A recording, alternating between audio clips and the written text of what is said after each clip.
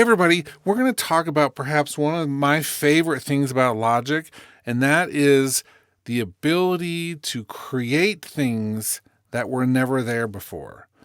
What I mean is, perhaps in your next song, instead of just reaching for all your standard instruments, perhaps instead of reaching for loops or something on Splice or anything that's pre-created for you, maybe it's time for you to actually create something from scratch, something that has never existed before. Use this to put your own touch, not just something that sounds different, because maybe it sounds the same as something else, but the more you can bring to the song that is of an intimate nature, something that is personally you or part of your story, it's going to enhance your song in ways that maybe you're not even expecting. For instance, I have a couple things that I'm going to show you right now in ways that I'm doing this. One of them is a video recording of a friend playing a clarinet. And I took one of those notes, this one right here, it's a lower note in the register, and I pulled it onto the quick sampler.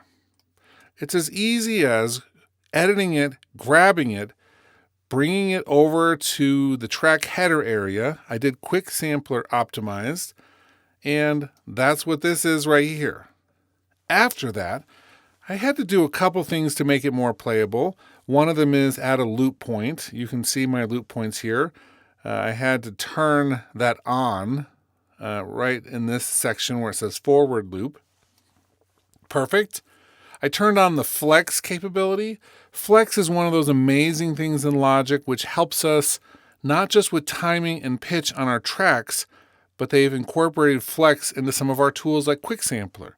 By turning this on, it means that if I play this one note, by the way, one note that I put in there, if I play it on a lower C, or if I play it on a higher C, it's going to be the same speed and the same length no matter what. It's actually doing some time compression expansion plus the pitch changing across the entire keyboard.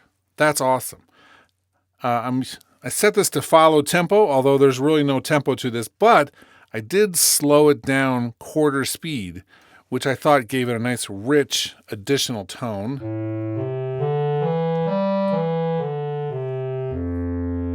Right? So that's nice.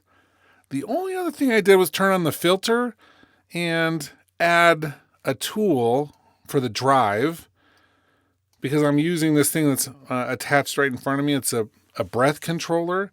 When I put my mouth in this and blow, it gives me MIDI data, which is really nice.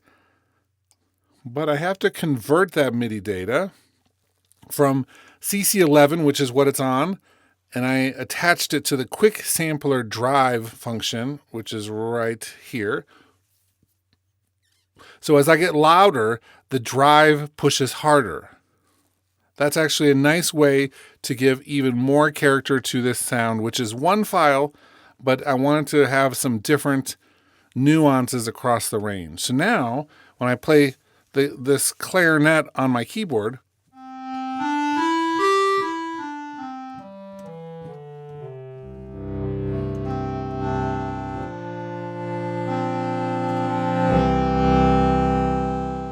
get really nice tone from it.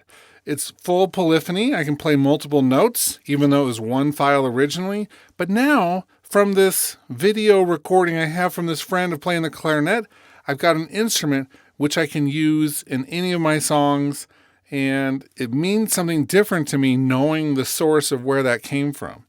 And so, when I'm playing with something, it adds something to what I'm doing.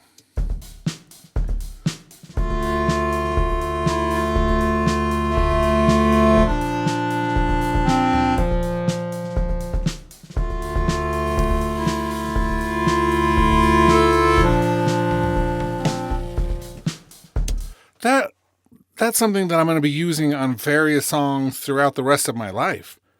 I mean, it's something that is not just the average clarinet sound that we get from our banks. It's something that is created through their own process. I know the source of where it came from. It means something different. I also did something similar just by singing myself into Logic. Ding. And I did the same thing with that one using the quick sampler. Added a little point. This is me just saying the word ding.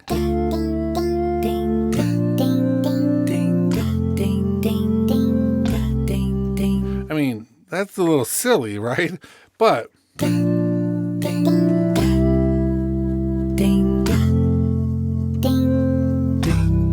I like that it has that little bit of an attack.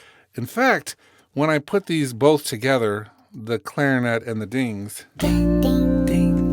let's get them both playing here. Ding, ding.